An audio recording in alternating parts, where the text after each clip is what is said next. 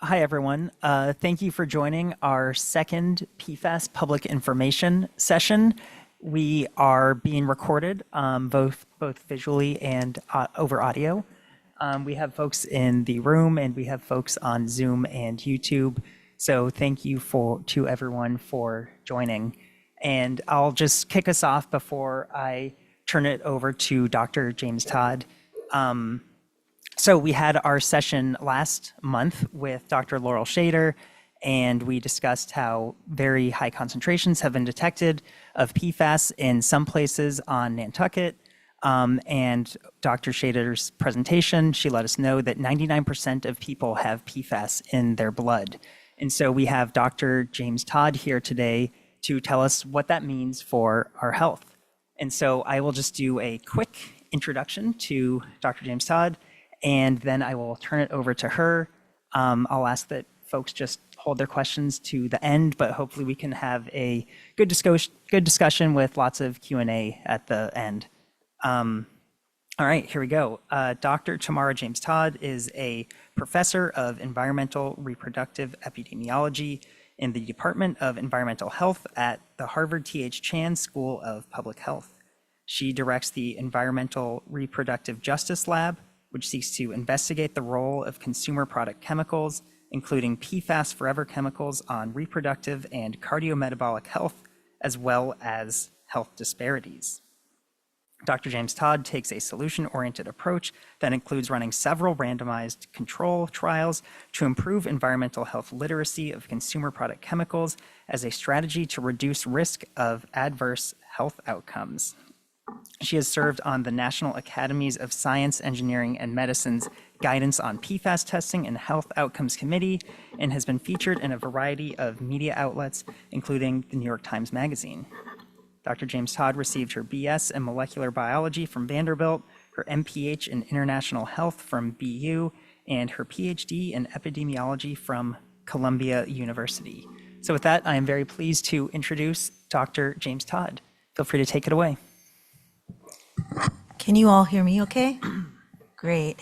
So I apologize in advance that I'm going to be looking this way because we had some tech challenges, but I'm also really, really delighted to be here with those of you in the room and those of you who are online today. I am hoping that this presentation will spark, conversation. It's really first to kind of set the stage and make sure that we're kind of all on the same page about where the state of the science is right now as it relates to PFAS and health, and then really moving forward and thinking about kind of solutions and ongoing work that we can do together.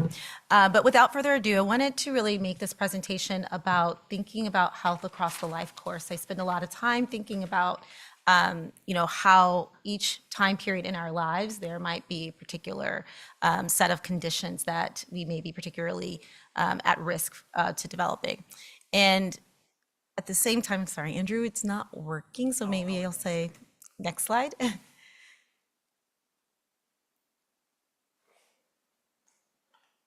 Wonderful. I wanted to revisit a little bit for those of you who may have already heard Dr. Shader's lecture a few weeks back on PFAS kind of 101 in the exposure science. So we'll be revisiting that for a second. And then we're going to dive more deeply into thinking about PFAS and, like I said, the state of the science. And then I don't like to leave people feeling kind of distressed about, exposures like these without thinking about what might we be able to do about it. So what are some strategies to potentially reduce exposure and or move forward with respect to improving our health? Next slide, please. So just in revisiting PFAS kind of 101, as a reminder, PFAS stands for per and polyfluoroalkyl substances. And these are over 14,000 compounds to date and growing. They're called forever chemicals because they're persistent. And I'll show you in the next slide in just a few minutes that the reason why they're persistent is really because of that fluoride or the fluorine bond. And that means that they can, bioaccumulate in our environment. And for those of us who look and work with humans, it means that those are hanging out in our bodies for a long period of time with potential for health effects. And these chemicals were developed in the 1950s, and it wasn't until the 2010s that we really became aware in some ways that these were contaminating our drinking water, and that studies started to be done to really address or look at this. And so this map that I'm showing you here is from Environmental Working Group with each of the dots representing where PFAS have been identified. And you can see here in the Northeast, we have quite a few of those dots. Next slide, please. So where do the exposures come from? Well, I've already mentioned water, which that's one of the oral exposure routes, but it's worth noting that there are inhalation exposure routes from some of the paints that are used, some of the pesticides or other things that folks maybe use in buildings or in homes. the non-grease or the kind of grease-resistant containers, such as pizza boxes and popcorn containers and food containers, including those that we cook in, including our cookware, such as the non-stick pans like Teflon pans. Some of the dental procedures that are used, including floss, and also what may be relevant to this particular community with respect to biosolids that are used in farming. Dermal exposure is also something that has been increasingly shown as a source of exposure, ranging from firefighter gear to cosmetics such as long-lasting lipsticks and mascaras, as well as some laundry and other personal care products that people are using. Next slide, please. And so this is really a growing area of interest, and so much so, I don't know how many of you all in the room saw the recent news report about 2 days ago that came out, but this particular report was a couple of years ago in the Washington Post, really highlighting this kind of this challenge we have with forever chemicals. So this is repeatedly and very commonly in the news, and I'm showing you here on your right-hand side that back in about 20 years ago, there was only a couple dozen or a few dozen studies that were published on PFAS, but I did not show you 2025 just because we're not quite at the end of the year, but even in the completion of 2024, we had over 1,000 published studies on PFAS in one of our major medical resources. So this is really a kind of exponentially growing field, and you'll see in the subsequent slides that what I really wanted to share with you all is kind of the cutting edge, like what do we know today with respect to this. So next slide, please. And so I mentioned in the previous slide that the reason why this is particularly problematic is that they hang out for a long time. And I'm showing you these slides are from, or this slide is from Dr. Laurel Shader. And so I just wanted to kind of reorient you that the long chain PFASs and the current use PFASs and other polymers all have something in common with these fluoride bonds. And because those bonds are very persistent, oftentimes for the longer chain, they can hang out for roughly about 10 years before half of them have kind of decreased or declined. The shorter chain are PFAS like Gen X, for example. Those are kind of newer or emerging, and they are something that kind of hangs around for several hours or days. But what's worth noting is that it's repeated exposure that we are also concerned with respect to this. Next slide. That being said, over the last couple of decades, there's been a dramatic decrease in exposure concentrations for these chemicals. And while everyone has had some decrease, they are still present in our bodies. So roughly 90% or higher of us are still walking around with these chemicals in our bodies. Next slide, please. So that being said, and that's kind of the 101 refresher, I want to move on to, well, what does that mean for our health? Next slide. So it was back in the early 2000s that a community within along the Ohio River was noticing that they were experiencing pretty significant health effects. And perhaps some of you are familiar with the movie Dark Waters that really dealt with this issue. And what was happening was DuPont was dumping some of its waste into the Ohio River. It was affecting 6 different water districts between Ohio and West Virginia.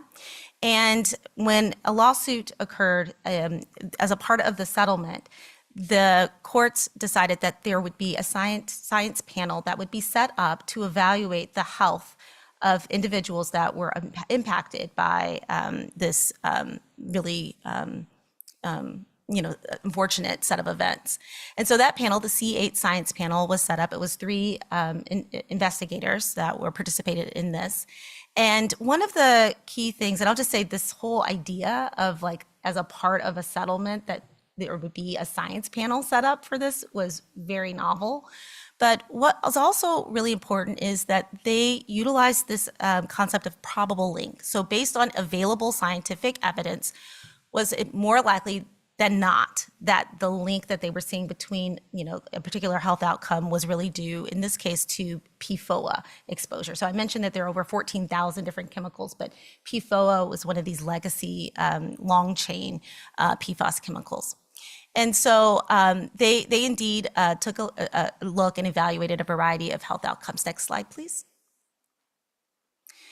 It's also worth noting that this was new to be evaluating health effects as it related to this particular class of chemicals.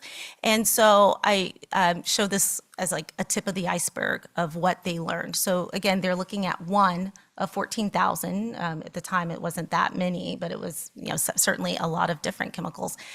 And what they found were links between PFOA or PFOA and kidney cancer, testicular cancer, pregnancy-induced hypertension, thyroid disease, high cholesterol, and ulcerative colitis. And it's worth noting that that was based on the evidence at that time. Many of these studies were cross-sectional. That means that they were looking at them at one moment in time, both the PFAS levels and the health outcome. And there hadn't been much published work, as I showed you, like a handful of previous studies. Next slide, please. But what they did start learning was that these chemicals had the ability to impact a variety of organs in the human body. And so, for example, the kind of growing research that came from that was that these chemicals had the ability to alter normal cell function and damage tissues such as tissues in the liver. That resulted in some metabolic changes. In particular, these chemicals are able to bind to the body's cell receptors and change how, for example, lipids, things like cholesterol, were being handled within the body. Next slide. They also had the ability to change kidney function with respect to reabsorption and secretion, and also damage cells and tissues within that particular organ. Next slide. Other changes that they had the ability to do was to alter thyroid hormone function and thyroid hormone levels that were circulating in the body. Next slide, please. And they also had the ability to alter vascular function, so our blood cells and the structure of them, in particular with respect to tissues that are present in pregnancy, such as the setting up of the placenta, which resulted in difficulty in the placenta setting up in a healthy way. So there was insufficient placentation, and also difficulty transporting nutrients. That's the point of the placenta, to kind of transfer nutrients across from the mother to child, and that these chemicals really interrupted the ability to do that. There are a host of other things that these chemicals can do within the body, but I did want to highlight these as some examples. Next slide. But what does that have to do with health? For example, when you go into a doctor's office and the kind of clinical or health relevance. Next slide. So for the next several set of slides, I'm going to be walking you through what I said earlier, these kind of life stages, and we're going to start with early life. And so the other thing I'll just say is these are examples. So there are other studies that are out there that have been published, but I'm just kind of highlighting several studies that have shown this work. And I'll also note that I'm prioritizing meta-analyses. And what are those? So I really went into the literature to look at what is the state of the literature as with respect to multiple studies that may have looked at these health outcomes. And I wanted to not cherry pick for you guys, but rather kind of provide you with the full breadth of the literature that's out there. So when looking at early life, we found in some of these meta-analyses associations between having higher levels of these PFAS chemicals and an increased risk of preterm birth, lower birth weight, and lower birth length. Next slide. Okay, so this meta-analysis done by Gui et al. Is highlighting this. And I apologize that we've had some tech issues, but what I want you to kind of notice with your eyes here is, again, this is a meta-analysis. It's showing you a number of studies, a couple dozen studies that have looked at these associations, and it's specifically looking at PFOS, so another type of PFAS chemical. And the line that's there in the center where you see the 0 and it's kind of a straight vertical line, to the left of that, that means it's lower, like there's lower birth weight. And if to the right of that, that would mean it's higher birth weight. And what I kind of want you to notice with your eye is all of these little diamonds and where they're falling on which side of that line. And so what these investigators saw, if you look at the very bottom, is this diamond that is not completely filled in. And that's showing you that they're seeing among all of these studies, I'm looking at them all together, that on average, there is an association between higher PFOS being associated with lower birth weight. So like looking at the full body of studies, that's what we see. And indeed, that seems to be a somewhat consistent finding. Next slide, please. I also wanted to orient you to other studies that looked at these associations with respect to other birth outcomes. So these were looking at birth defects in particular. And while many of these associations cross what we would call in epidemiology the null, that means they include one when we're looking in those brackets. Those are called confidence intervals, our confidence that we indeed are seeing an association or not. And in this case, what we really did see is urinary system. So having higher concentrations of PFAS chemicals was associated with an increased risk of having a defect in the urinary system for infants. Many of the other outcomes didn't quite reach that level of statistical significance. But I mentioned to you all that there was a study that came out a couple of days ago. And so on the right-hand side, this was kind of the main findings of that study that came out in PNAS, where they found in New Hampshire, looking at a community that there's a particular polluter of PFAS, and the individuals who lived downstream of that particular polluter compared to those who lived upstream, meaning they weren't as exposed, were twice as likely to have infants, have a higher infant mortality rate, 168% more likely to have a very preterm birth, infants born before 28 weeks, and 180% more likely to have infants born very low birth weight or less than 1,000 grams. Next slide, please. So moving forward in time into childhood, and again, these were mostly, these showing you mostly meta-analyses. There's been a lot of work looking at PFAS and immune health. And what they have shown is that, for example, per doubling of PFOA, again, that first chemical that I mentioned to you all and what they saw in that DuPont study, was associated with 9% lower measles antibody titers and 24% lower rubella antibody titers. What does that mean? That means that when a child is going in to get vaccinated, the vaccines for things like measles and rubella aren't working as well. And also, having higher PFOS was associated with more infections, particularly respiratory infections or kind of any type of infection in childhood. So they looked at a variety of different infections ranging from kind of throat infections or other things that children typically get, and saw that there was this increased risk. There were also studies that showed associations between growth and puberty in PFAS, but it's worth noting that timing matters. So they didn't necessarily see the same associations if they were looking at prenatal exposure and these outcomes. They saw some associations only when you looked if the child was exposed during their childhood, for example. Neurological outcomes were also associated, so there were some mixed results, but some of the more consistent ones were that higher PFAS exposure was associated with poor cognitive, language, motor, and social emotional outcomes. So I want to provide you with a few examples. Next slide, please. So I mentioned earlier that timing matters, and this is when I said that there's mixed results, because oftentimes in epidemiology, as an epidemiologist, I people will make fun of us and say, you guys are the same people who say broccoli's good for you, now broccoli's bad for you.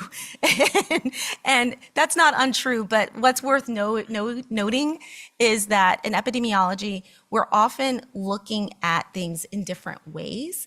And so this is an example of that. So this is looking across the total number of different studies. And what I'm showing you here is that in red are the total number of studies that looked at postnatal PFAS exposure, and in blue are the total number of studies that looked at prenatal PFAS exposure. So they're measuring them at 2 different time points. And then across the bottom, which I'm sorry that those online can see probably much clearly than those in the room, these are all the different outcomes, neurobehavioral outcomes that people looked at. So even if someone is reporting out PFAS and neurobehavioral outcomes, there's a variety of ways that they could look at the exposure and look at the outcome, is what this is saying. Next slide. So to that end, we're going to start on the left-hand side. For this particular study, this is again one of these meta-analyses. We're looking at the whole body of literature here, and this is looking at PFOS and attention deficit hyperactivity disorder, or ADHD. And what they did was they looked at the PFOS concentrations, and they ended up seeing very little going on. In fact, that diamond in the middle of the slide that is filled in kind of that greenish color is showing that there's basically a null association, meaning there's nothing going on. What's interesting, if you look on the right-hand side, looking at the composite scores, what this is showing you is the overall study population for a different study. In blue are the males, and in red are the females. So what's interesting, in addition to the timing of exposure, like thinking about prenatal period or the postnatal period, thinking about all the different outcomes. In this case, they're looking at internalizing and externalizing behaviors and problems in children, is that there are sex differences. So we only see an association in males. We do not see an association in females. So the blue triangles are elevated for a number of these, including PFNA and PFDA, which are 2 additional sets of PFAS chemicals. We've been talking about PFOA and PFOS, but these are additional chemicals. Next slide. So kind of big picture, and I really appreciated this meta-analysis and systematic review, was just looking at PFAS exposure, looking at different time points and sex differences. And I circle, starting from the left to the right, that they saw postnatal PFAS exposure being associated with an increased risk of asthma. But for much of it, they have insufficient evidence. We need more studies to be able to really determine, is there an association with, for example, wheeze, because there's very little out there on postnatal exposures, and we absolutely need more studies on atopic dermatitis and eczema, for example. Next slide, please. Okay, moving forward in time to adolescence and young adulthood. Again, I'm just highlighting a few health outcomes here. And so this is looking at cholesterol and bone health. And the studies so far have found associations with higher PFAS being associated with increased risk or increased cholesterol levels and lower bone mineral density. Next slide. Okay, so what does that look like? So in this particular study, they are looking across a number of metabolic outcomes, and specifically they found associations that were significant for lower insulin resistance. So that sounds good, but what about other things?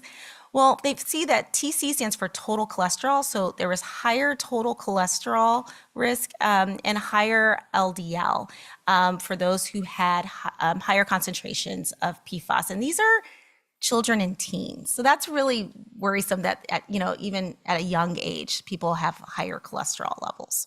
Next, please. When we're looking at bone mass and bone mass density, what we see is, again, these sex differences. So higher PFAS concentrations were associated with lower bone mass density only in females in early adolescence. And then we start seeing that in both females and males in later adolescence. Again, timing matters. And they also found that greater physical activity and dairy intake could attenuate some of these associations. So as we start thinking about, and we're going to still transition, I told you guys that I do want to talk about what can we do about it. Like maybe these are some of the things that we could think about for some of the health outcomes in trying to offset the deleterious effects potentially. Next slide. So what does that look like? What I really appreciated about this particular study was they actually looked at this association between PFAS and bone mass density over time. So from roughly 7 years of age to 17 years of age, they stratified it by females and males.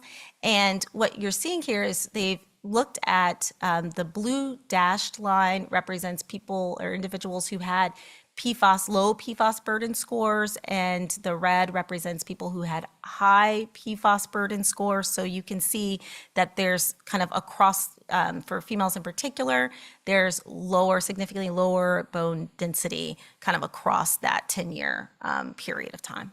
Next slide. So it's worth noting that when you're looking at cells and how they're developing in the body, that bone cells, like a cell that's programmed to become a bone cell, the alternative for it, if it does not do that, is to turn into a fat cell. I won't go into the details of that in too much in depth, but it's worth noting that here what you're seeing is lower bone mass density. And in a separate study, this is in the same study population, this is looking at a cohort that's a Boston-based cohort called Project Viva.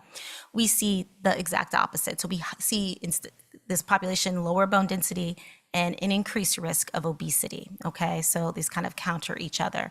And so here you're seeing that higher PFOS and higher PFNA concentrations being associated with an increased risk, almost 50% higher risk of having obesity.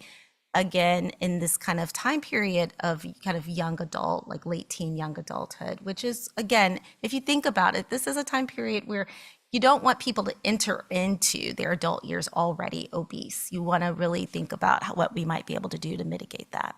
Next slide, please. Okay, so moving into the reproductive years, there's been a number of studies that have looked at the associations between PFAS and sex hormone levels, as well as the ability to become pregnant or reproduce, and then once pregnant, pregnancy complications. So that ranges from, when we look at sex hormone levels, higher concentrations of this other PFAS chemical, PFHXS, were associated with higher estradiol levels in females, and then PFOS and PFOA, again, going back to those legacy PFAS chemicals, were associated with lower total testosterone concentrations in males. When we're looking at whether or not PFAS impact one's ability to become pregnant, both of those chemicals, PFOS and PFOA, were associated with a decrease in fecundability. So when people are trying to become pregnant, it's taking them longer to actually achieve a pregnancy. It's also associated with a higher risk of just simply infertility when you see those two chemicals. And then also, in the context of once an individual becomes pregnant, and this goes back to that C8 study that I mentioned. I mentioned earlier that there was initially in the C8 findings for PFAS to be associated with hypertensive disorders of pregnancy. This 2025 meta-analysis, indeed, with all these new studies coming out, still saw that association. There's also an association between higher PFAS and gestational diabetes risk. Next slide. So what does that look like? So here, again, and this is this meta-analysis looking at the association between PFAS and different fertility measures. And when you see that it's less than 1, so when we just look at that very top row, PFOA and fecundability merged, we see about a 12% decrease in the odds of being able to achieve a healthy pregnancy. 33% increased risk of having infertility, also for PFOA. And it does vary by whether or not someone has been able to achieve a healthy pregnancy in the past or not. Next slide. When we are looking at hypertensive disorders of pregnancy, so if you think about it, we're not just exposed typically to one PFAS, we're exposed to many different PFASs. And so in this particular study, really wanted to understand what that looked like in combination. So in looking at this in combination, there was a 40% increased risk if you had higher mixtures of these PFAS chemicals compared to individuals who had lower levels to experience gestational hypertension. In this study, they did not see the same thing for preeclampsia, which is in some ways a more severe form of hypertensive disorder of pregnancy. Next slide. So when looking at preeclampsia specifically in other studies, though, they have seen an increased risk. And again, this is one of these meta-analyses, so looking at the total body of literature. Again, this was just recently published. And again, orienting you where you see that one in the middle, and you see the studies that are to the right, that means there's an increased risk for the little squares in the diamond. If they were to the left, that means it's a decreased risk. Most of them are on the right-hand side. That means it's an increased risk of preeclampsia, which is indeed what they saw with that diamond being on the increased risk side. Next slide. I think it's really important. We often forget that the postpartum period is a sensitive window of time.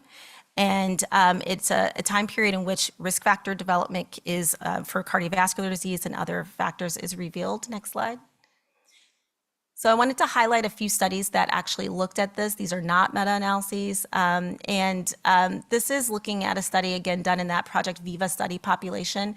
They looked at PFAS in pregnancy and then looked 3 years out beyond the pregnancy to see if there were associations. And so they're looking at a variety of different outcomes in each of these boxes, ranging from body mass index, which is a measure of adiposity, waist circumference, and then skin fold thickness measurements. And the darker blue shading represents where there were significant associations or an increased risk in this case for PFOA, for higher body mass index, and then for higher skin fold thickness, indicating more adiposity or more adipose or fat tissue, seeing that higher PFOS was associated with more fat tissue along the tricep and subscapular skin fold. Next slide.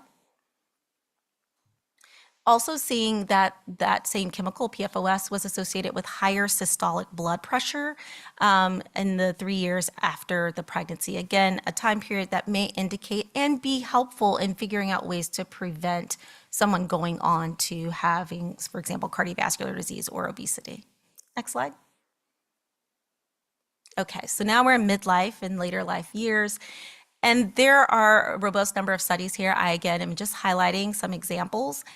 Those examples cover cardiovascular disease, to which there are studies showing that PFAS are associated with higher cholesterol and hypertension, weight gain, particularly weight gain and obesity measures across this time period, and an increased risk of diabetes, particularly diabetes occurring earlier on in life.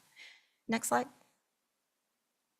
Okay, so when looking again at these meta-analyses, I hope by now you're becoming familiar with these. Okay, so to the right of that vertical line, it means there's these studies indicated an increased risk of hypertension if you had higher concentrations of PFAS. To the left of that vertical line, it means they had a reduced risk. So in looking across these studies, we get that diamond shape at the bottom that indicates, again, this is a meta-analysis, so it's kind of looking across all of the studies, and it's a 12% increased risk of having hypertension if you have higher PFAS concentrations. Next slide. This was a really interesting study that was done. They looked at individuals who were undergoing a weight loss regimen and what happens after the weight loss regimen. Were they able to sustain the weight loss? So for individuals that had higher PFAS concentrations, sustaining that weight loss in midlife was more difficult. And so what you're seeing here is that the yellow line represents low PFAS concentrations for individuals who have low PFAS concentrations, blue the median, and then red those individuals that had high PFAS concentrations, in this case PFOS.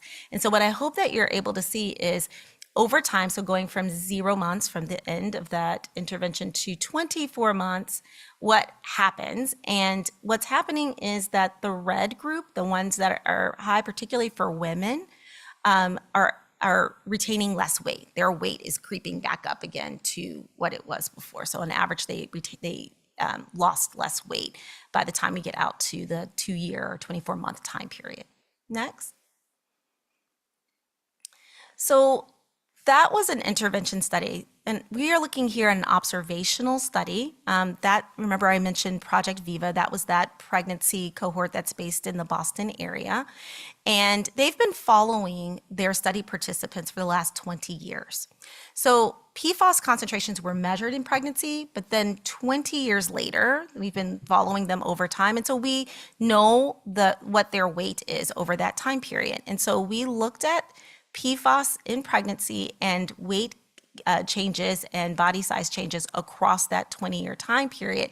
And what I'm showing you here is higher PFOS concentrations were associated with increasing BMI, increasing percent body fat, and increased body fat mass among individuals, so across this kind of midlife time period. Next slide. And it's also worth noting here is looking at a study that was done among individuals in midlife and looking at when did they develop diabetes and looking at that across PFAS concentration levels. So 1 is the lowest concentration, 2 kind of middle group, and 3 is the highest concentration. And what you can see from left to right is the age at diagnosis. And so individuals with higher PFAS concentrations are developing diabetes at a much faster pace, is what this graph is showing. Next slide. I'll just end here with kind of our walk through different health outcomes with noting because these cancer, for example, can occur at any time point, I didn't want to isolate it into any one time period. So there's been a number of studies that have looked at PFAS and cancer risk. And as mentioned with the C8 study even, and what is also continued to be mentioned, is that PFAS seem to be particularly associated with kidney, testicular, and breast cancers. But there's additional cancers that have been studied even beyond the early days, and that includes hematologic, thyroid, ovarian cancer, and several other cancers that have been shown to be associated. There's some mixed results with some of these other cancers, and it is hard to study because some of them are very, very rare outcomes. Next slide. So Andrew mentioned that the National Academy's study looking at the guidance on PFAS exposure testing and the clinical follow-up. I really wanted to end with this because this was a way forward in some ways. Like it was really an opportunity, yes, body of literature out there still continuing to grow, but what do we do about it? How do clinicians guide patients that are concerned about the health risk, and how do we move forward? So this particular NASEM committee was tasked with really assessing the strength of the evidence as it related to PFAS and health, and then developing a set of principles for clinical evaluation and biological testing, and advising the organizations that tasked us with this, CDC, ATSDR, and NIEHS, with clinical guidance and recommendations on PFAS blood or urine testing. And then finally, what was the guidance for clinicians who, particularly clinicians that were seeing patients that were concerned and wanting PFAS testing and related health outcomes, like, for example, screening and other procedures that may need to be done with respect to patient care. Next. I wanted to give you a sense of, and if you, this report is open to the public. Anyone can access it. This particular figure is in the report. And kind of highlighting it, because I'm not going to walk you through all of it, is that this was a really iterative and complex process. It really involved not only the scientists and experts coming together that included PhD scientists like myself and clinicians, as well as ethicists and others coming together, and also bringing the community in. So we had multiple town halls as a part of this particular committee's charge. We had a variety of folks who did provide their lived experiences as it related to PFAS exposure. So we really wanted all of that to be able to formulate what the problem was and to have real community engagement in order to develop those principles and really think about the level of uncertainty. So what I hope you may have walked away from that last section with is that while we do know that there are some health associations, I mentioned that there were a lot of places where there was mixed evidence, and you saw a lot of graphs that had little dots all over the place. And that level of uncertainty was something that we really as a committee had to grapple with in this report. And at the same time, we had to create strategies, because the truth of the matter is people want, results now.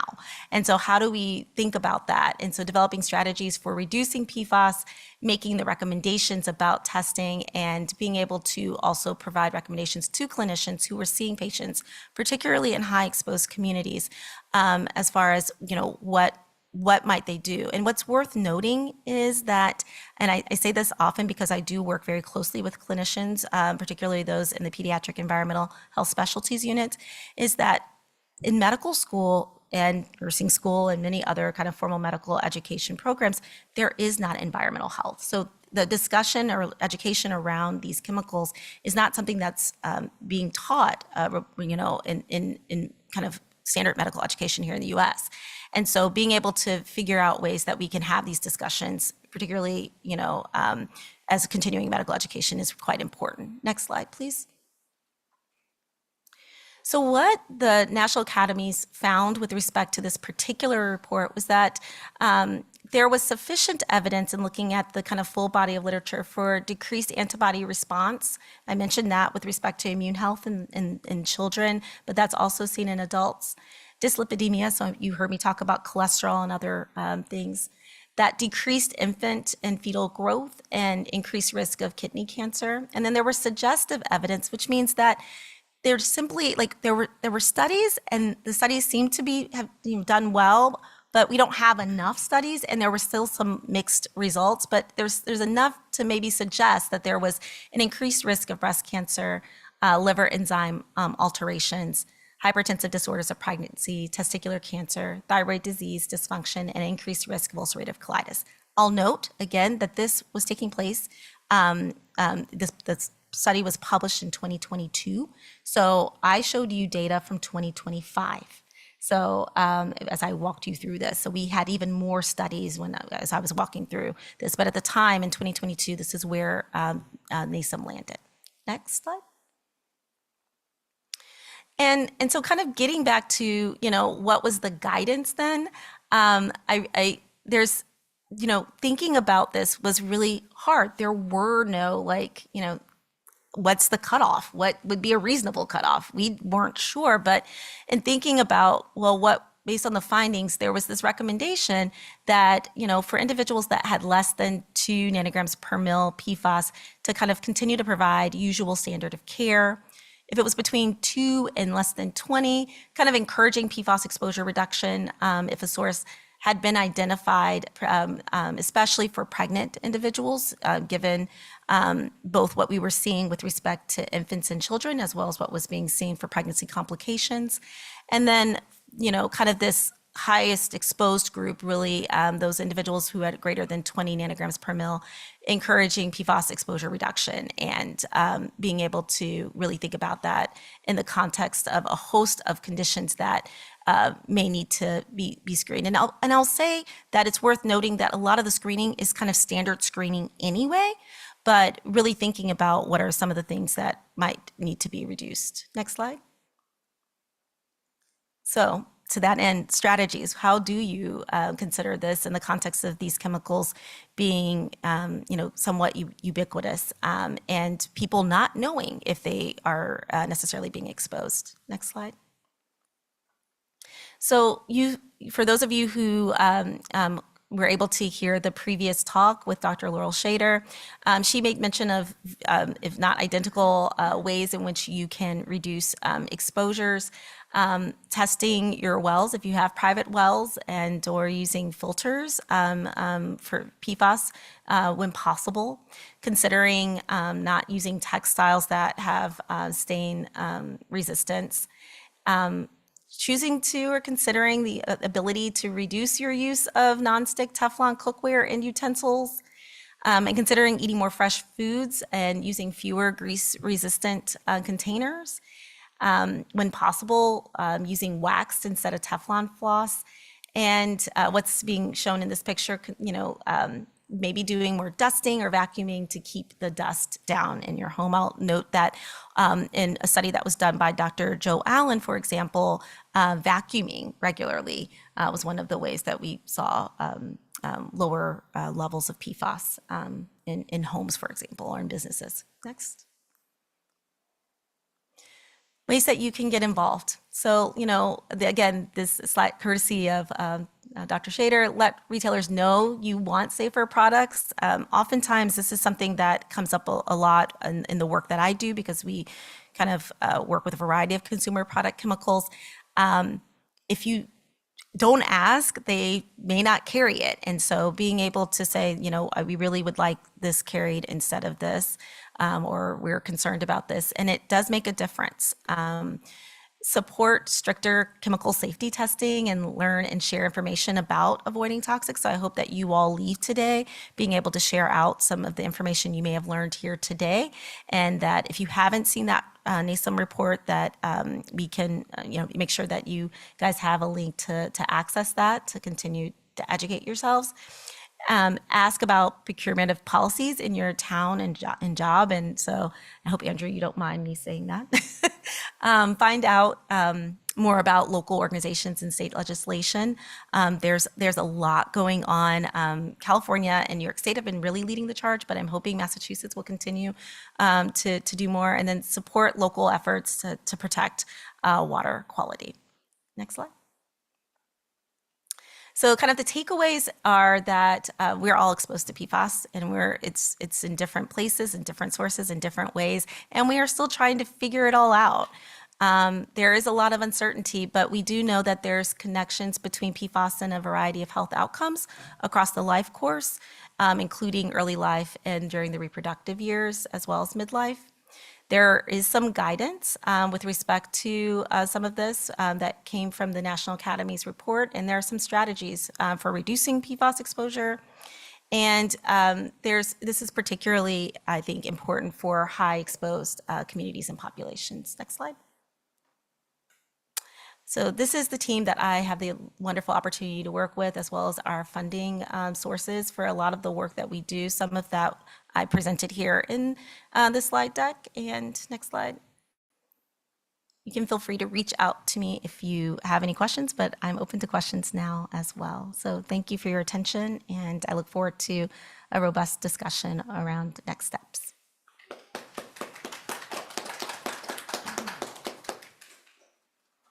Thank you for that great presentation. As Dr. James Todd said, we'll open up for questions. I know we have folks online and folks in person. And as the folks in person know, you can feel free to walk up to any of the podiums and ask a question.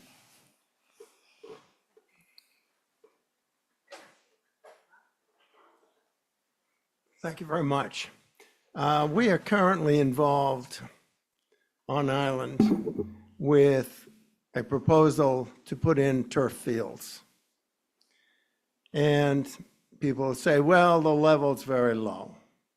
Well, I say, do we need more? And it's ridiculous. I mean, this is a town, for example, that banned plastic straws, but people are pushing for 80,000 pounds of plastic to be put on our fields. You touched on some of the agricultural issues. The town, at a certain point in time, was giving out compost with 17,000 parts per trillion. They've stopped that, but we've been saying about our water, town water, that don't worry, it's only 20 parts per trillion. And I don't think any parts per trillion is acceptable. I was wondering what your thoughts are about turf fields. I'll get you right on one side of the equation. Can you hear me okay now? Good.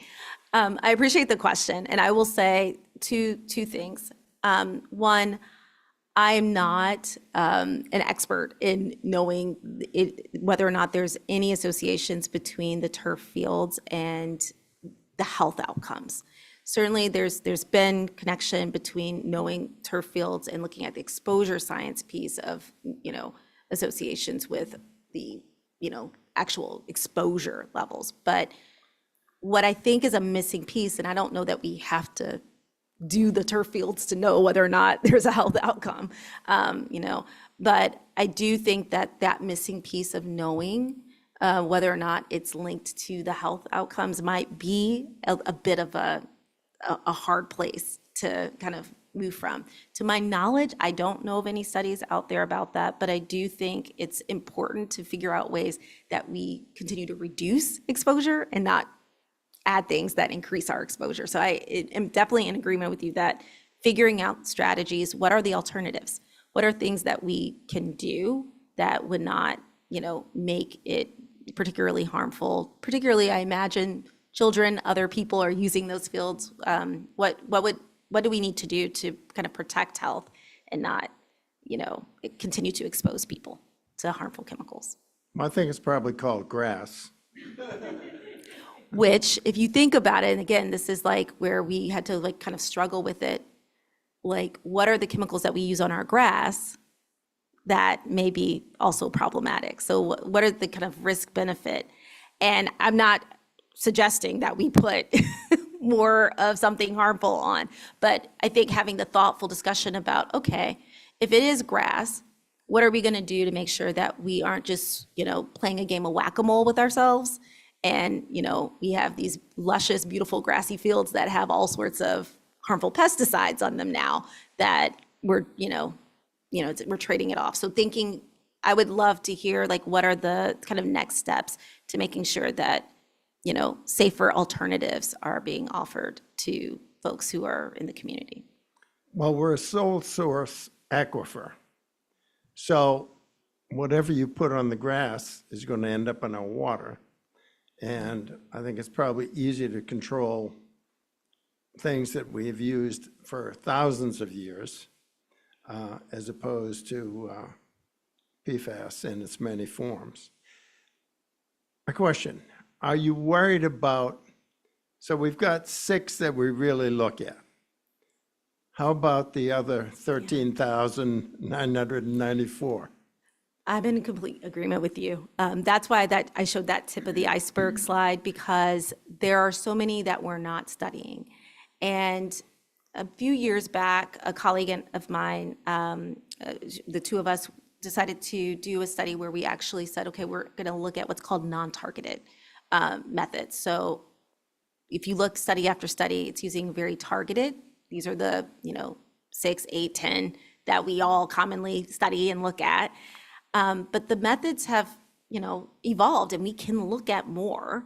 And so being able to look at that, what's been interesting is that the concentrations are so low because some of those newer chemicals are so rapidly metabolized, so they get excreted from our bodies quite fast.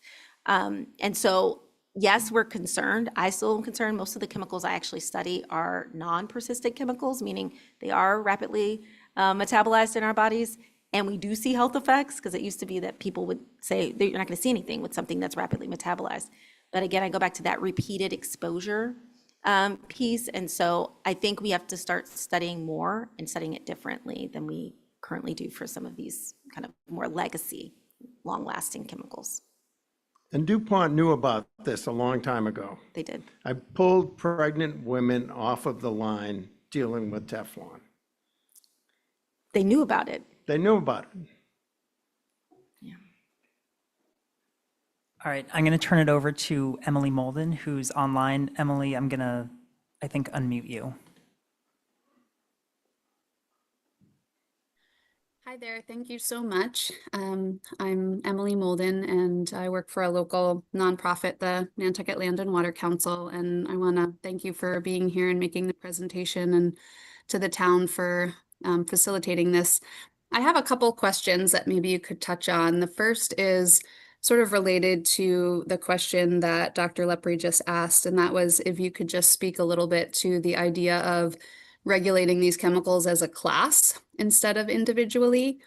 And then my second question is a little bit different, and it goes back to sort of your last section on reducing exposure, which is something I think we're all interested in. And I was curious if you had any recommended or favorite resources on consumer products and the safety of consumer products that have been appropriately tested and vetted. Thanks so much. Yeah, great. So great questions. And I apologize in advance if I forget, like I'm going to answer the first question. If I forget the second one, just feel free to remind me.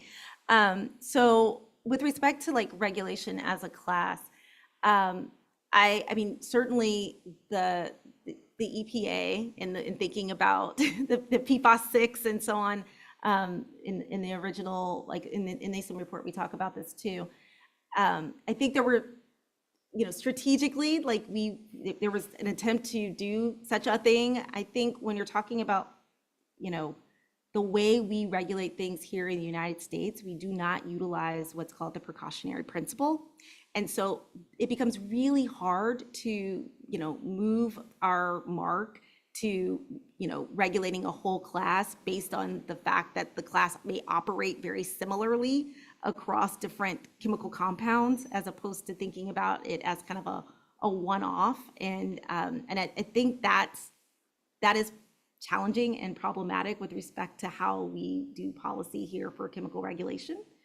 But it is my hope that, one day we will be able to move closer in that direction to really utilize science and scientific evidence, and kind of biological plausibility and, analogy and other things that we do implement in public health to help guide and make decisions, as many other countries around the world do.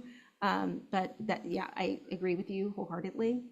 With regards to resources, I would really encourage you to, I don't necessarily have a favorite, but there are some really incredible resources out there, including resources that my colleague Laurel and I work very closely together. Laurel Shader offered up, which includes PFAS Steep, which is a Superfund Research Center's resources. They have a community engagement arm, a lot of different amazing materials there. And then also PFAS Reach, which also has some really great materials as well. I can also share, maybe Andrew, with you some other resources that have been particularly helpful, but those are some that might be key.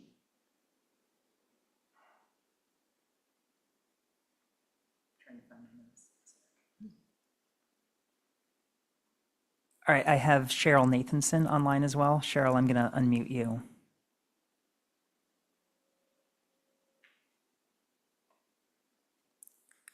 Cheryl, you may have to unmute yourself now. Can you hear me? Yes, we can. Oh, great. Thank you so much for this great presentation. Very interested in the topic. I'm here in Rhode Island. I'm also on the board of Save the Bay. And just from a home, at home use for families, my question is kind of related to Emily's in terms of consumer products. Aside from, thinking about not using Teflon pots and pans, do you have any kind of really good evidence as to what, say, water filters would be a good start? Because there are a lot of products out there, and I'm thinking just to let people know maybe that's a good start to filter, just even simply countertop water filters. Do you have anything where you've actually tested it? I know there's stuff on the market and they have all these claims, but I just wondered if you had in your research and testing have anything that you might recommend as kind of a first line of defense against, ingesting more PFAS in our water. Thank you. Yeah, no, great question. I appreciate that question. I try not to like endorse any particular company, but that being said, I do think the STEEP website has some really helpful information. I also believe on our MemCare website, which again I can share with you, Andrew, we have some helpful information about selection of water filters that might be particularly helpful for different types of environmental toxicants, including PFAS. So we can definitely get those materials to you all. Thank you. Yeah.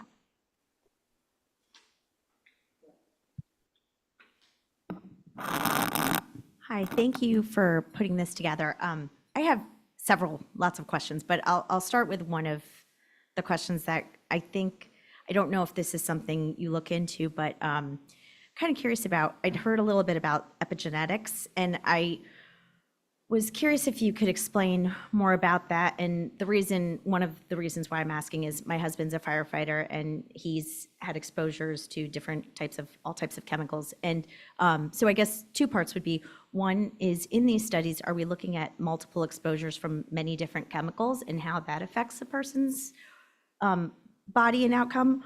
And then additionally, with epigenetics, I think it's it changes your DNA, I believe. So then or I might be getting it wrong. Is it possible to change it back? Or once the DNA changes, do you pass that to your offspring, a changed DNA?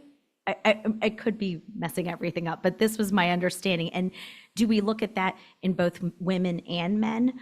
And then the other thing, I think we keep bringing up the soil aquifer is because we do have a soil aquifer and it's a zone 2. So then the other thought is, okay, so he was a firefighter, they sprayed a lot of foam, but then in additional, we've have other chemicals and things. I mean, we are a community and we have to live. So what's that balance of living safely, but also trying to not destroy our environment and what we have and our health, that we feel like maybe we're not understanding the health effects with the environmental aspect as much as we could. So I don't know, whatever my question is, maybe you'll understand it. No, I think it's actually a terrific question from the perspective of this is where the field is going and where it really has need of going. So the first part of your question in, getting at the kind of totality, the different types of chemicals, because when you mentioned that, one, you could be exposed to at home from kind of the biosolids and so on, and two, you could be exposed occupationally.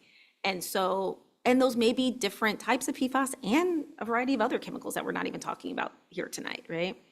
And as you're thinking about that, you're also thinking about what are some of the other things that impact that. Maybe there's stress, maybe there's, all these other things, and how does that function together? That's something that we kind of in the environmental health world call the exposome. So we're thinking about the totality, like the fullness of all the things that we're exposed to and how that impacts our health.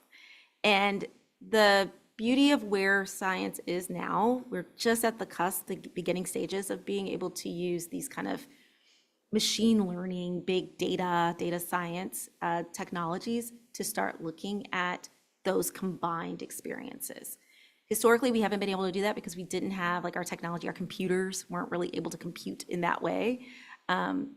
Some benefits to the way that computing is going. But we're on the cusp of being able to better understand that and better understand the contributions of various chemical exposures or other environmental exposures, but not quite, those studies are coming out, we're not completely there yet. That being said, where we are is understanding the mixtures effects. So I mentioned it's not just PFOA, for example, that we're exposed to. We're exposed to, a variety of these. And so we will use our models now to look at the mixture of those things, so that what someone gets from firefighting foam or their firefighting gear may be different than what is, elsewhere in say, a Teflon pan, or, as you saw in that slide. So we can look at those combinations and understand health impacts. As it relates to epigenetics, I am not an expert in epigenetics, so I just want to preface it with that. But certainly colleagues like of mine that are studying that and are really understanding or looking at what are the changes over and above your kind of genetic code. So in other words, how might PFAS be impacting how the cells communicate with each other, or what is happening at not just like the DNA kind of coding level, but like other levels of kind of communication that are happening from the cell.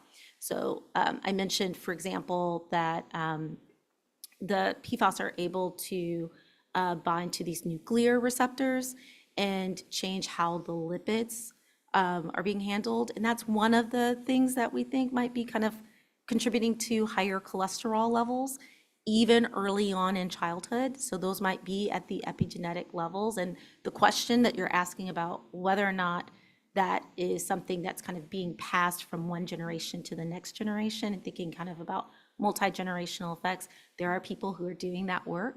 A lot of that work right now still sits in animal studies, because it's hard to do that work when you're kind of looking across generations, because it's incredibly expensive to do, but really necessary.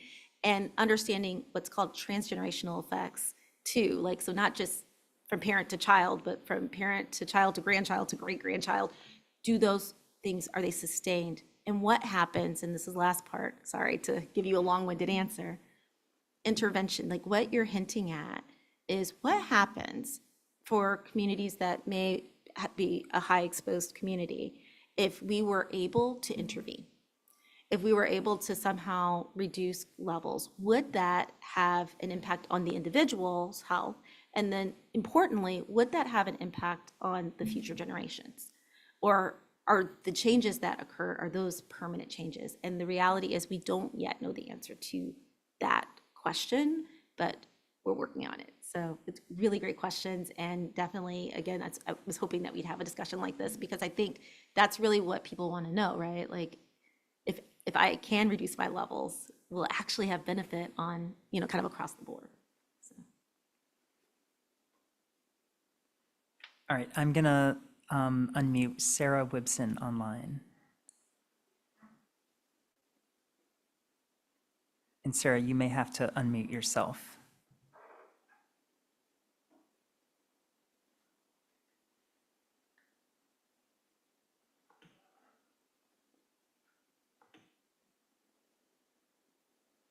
All right, I'm brushing my teeth. Give me 1 second. Okay, I'm we can hear brushing my you. teeth.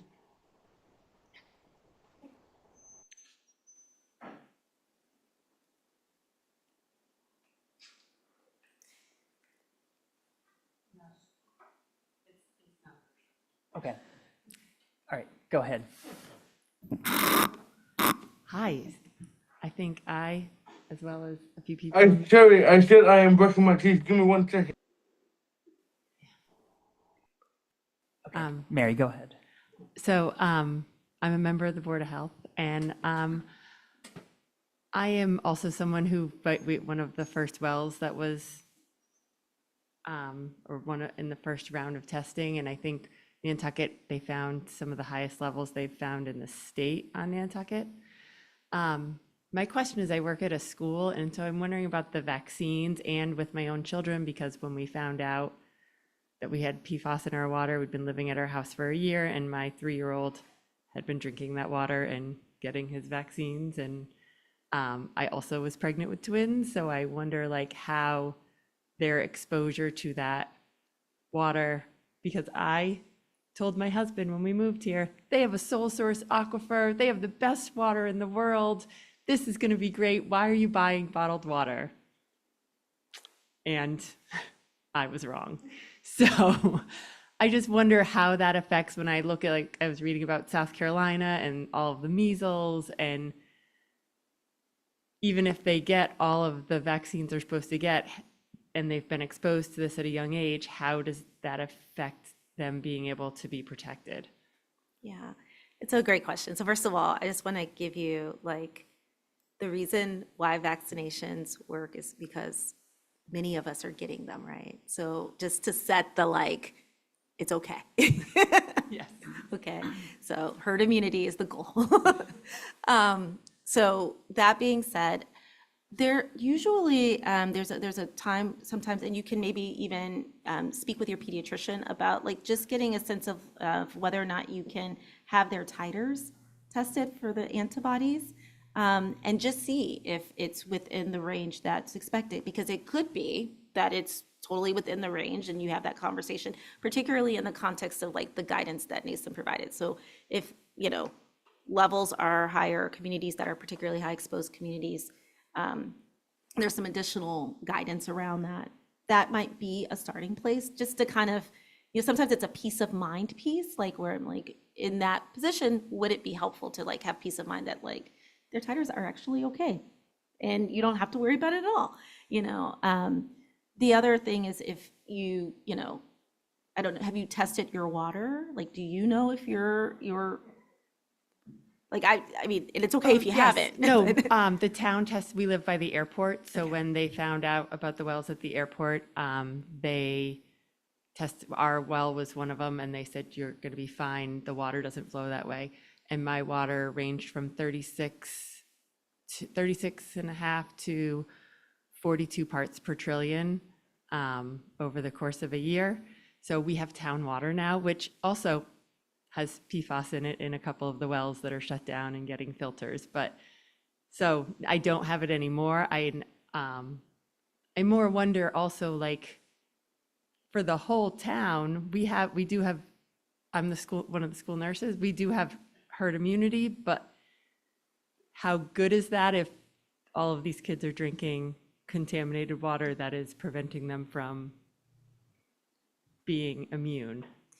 I think it's an excellent question, because I think, individually, you might be able to, look at their antibody titers, but, collectively, like, what does that mean for the community? And again, not being a physician, I would definitely say, is this an opportunity to like have conversation with the local pediatricians about kind of potential next steps of like, what are they seeing? Are they seeing any uptick in any of the kind of, conditions that they, that we're vaccinated for? And importantly, if there's need for a booster or something, within this particular community, is that something that would be, feasible and supported? What would it take? So I think it's it's layers of conversation, but I think bringing some folks to the table, local pediatrician, yourself as the school nurse, and Andrew and others, to like see like what might be particularly helpful in the context of what we do know from a scientific evidence perspective about immune health in children, as it relates to higher PFAS exposure. So I think it's a great question, but it's an opportunity to solution around that question.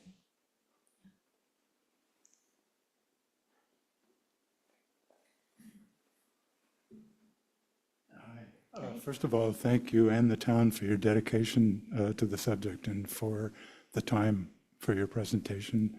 I have many questions, but two quick ones, if I may. First, has any of this research been done with the trifluoroacetic acids as well?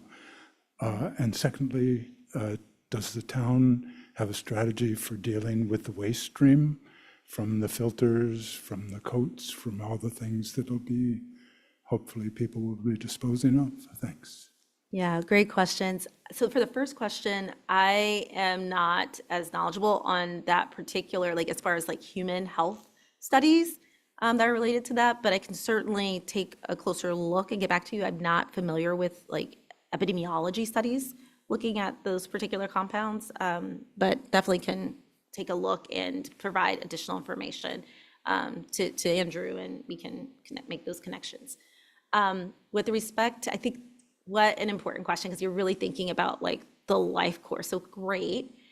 If we're able to remove these chemicals from, soil or other, settings, or water, what happens to the things that we're using to remove it?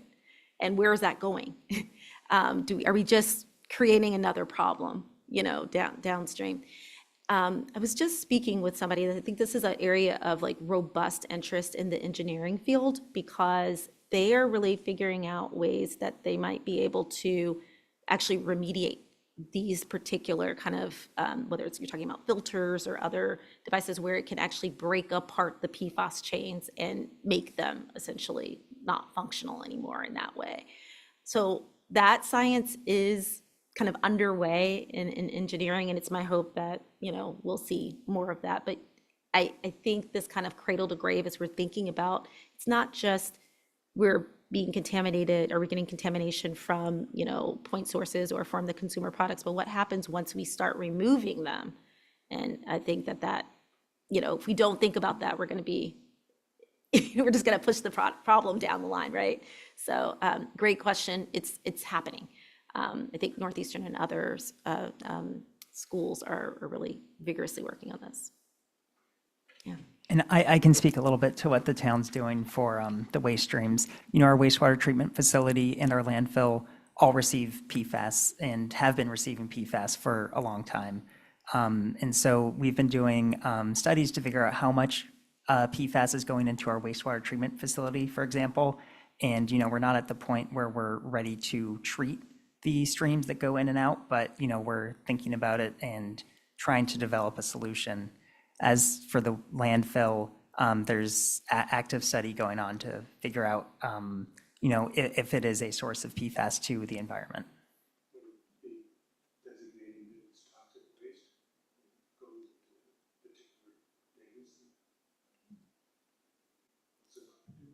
You're talking about PFOA and PFOS if they're designated as hazardous waste? Yeah, I mean, a pan can go to the dump. It's one of many sources of PFAS into the landfill, unfortunately.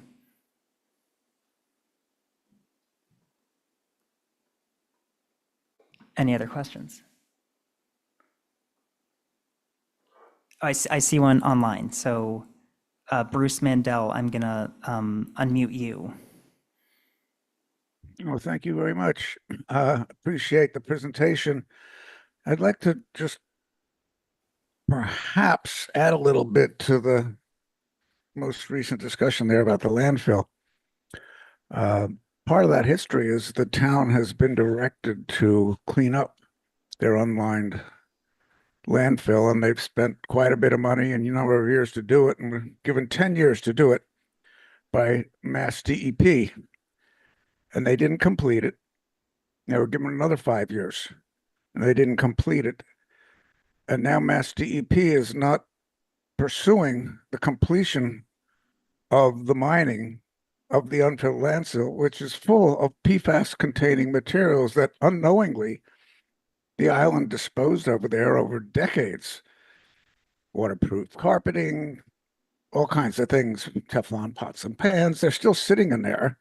And every time it rains or the snow melt runs through, it goes into the groundwater. And that groundwater flows towards Mattocket. And we're finding more and more water drinking wells in Mattocket that have PFAS in it. But the town is not addressing this. Could that last speaker help us understand what's going on? Yeah, I mean, I don't have a formal kind of update on the landfill today, but we are measuring PFAS on the landfill and offsite of the landfill and trying to assess to what extent it is impacting offsite. And we're still trying to weed through the data, and there's likely more sampling required to figure out that extent. I appreciate that. Thanks for the information. This has been going on for several decades. Mattocket has 30 sampling wells, pre-dug, all ready to be tested. But the testing entity the town has did not test them. Is there any plan to start testing those wells? Feel free to email me offline because I'm not quite sure which monitoring wells those are. Oh my goodness. Okay, if I can get your email address, I'll be happy to communicate with you. Thank you. Yeah, it's ashapiro@nantucket-ma.gov. Thank you. Sad. Sorry, I just have another question. I think what's interesting about Nantucket, I've lived all over the world in different places, is one, that it's an island. So we do perhaps kind of feel like we could control certain things more than other places, because everything that we're bringing onto the island, we're keeping, and it's ours forever, and it's going right into our water. Additionally, I've never lived in a place that has had a sole aquifer. So that concept is not, I'm still trying to process it. And we do have sandy soils, and we do have shallow wells. The other thing is that when Mary was mentioning the airport and Bruce was mentioning the landfill, a lot of those places have private, so we have a lot of private wells. And many of them, when they say deep, they mean 70, 90 feet. And others are ranging from 20 feet on. So it's, in a sandy soil. So it's an interesting place. And I know that they've done a lot of studies like this with the PFAS health study and stuff in Barnstable. And I know the cancer rates there are high compared to the state, but they kind of stop. They don't make their way to Nantucket. They don't make their way to Martha's Vineyard as much. And so I guess maybe this is me just kind of throwing it out there, that we have a very engaged community, and we have a lot of interested people, and we do have doctors who are testing blood levels, and we are using the NASM report, and he's read the NASM report, and we have, doctors at Nantucket Cottage Hospital, and they are testing whenever a patient asks for it. So we have the information. I think it's more of, we need and would like to know steps that we can take from advice that maybe a researcher and you would have on how we can approach it. And I think we look at other towns and say, oh, okay, well, they're working on it. But I feel like we see the exposures and we see it much faster than a lot of other places. And then when we want to stop it, we can do it much faster. So we have a little bit more control in it. And when we have that opportunity, I feel like we just need a little bit more guidance on it. So I do feel like we might be seeing the effects of stuff at a faster rate, just because we have a landfill here. We have, our wastewater is here. We have an airport here. We have a fire station here, and we have private wells here. So we have everything combined together. Thank you. I really appreciate that. And I'll say the other hat that I wear, so I am the Community Engagement Core lead for our MemCare Superfund. So MemCare really focuses in on metals, but I do a lot of community engaged work. So I would love to continue this conversation and come back and visit with you all. I do have some ideas based on this conversation for like potential next steps and potential future studies, which brings me to the other hat that I wear. I'm the deputy director for our P30 Center, which at Harvard serves, there's a community engagement core component of that, and it's a hub for scientists and community members to come together and to have conversations about this type of very thing. So I would love to continue the conversation and not have it end here. I really appreciate the point of like, effectively what I'm hearing you say is this is an incubator of both a space where you can accelerate ideas and make things happen, and also it can be a learning lab for other communities that may be experiencing similar challenges. So I'd be happy to continue the discussion. Sorry, one other point, going back to a point that you raised. The other organization that I would get in touch with is the Pediatric Environmental Health Specialties Units. We are part of Region 1. These particular entities provide additional support, particularly in the context of working with children. And our Region 1 PACU is the acronym name, is based at Children's Hospital in Boston. So I think Marissa Hauptman, who is a pediatrician and is co-lead with Dr. Alan Wolf, they're both, amazing. They would also be folks that would want to bring to the table and think about ways forward. So.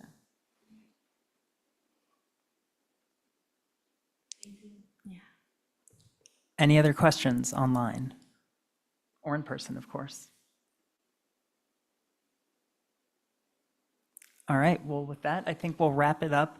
Thank you very much to Dr. James Todd for that excellent discussion. And thank you, everyone, for your great questions as well. Next up, we will have a presentation of our surface water sampling results in January. Stay tuned for more details on that. Thank you, everyone. Bye. You're all the best. Thank you.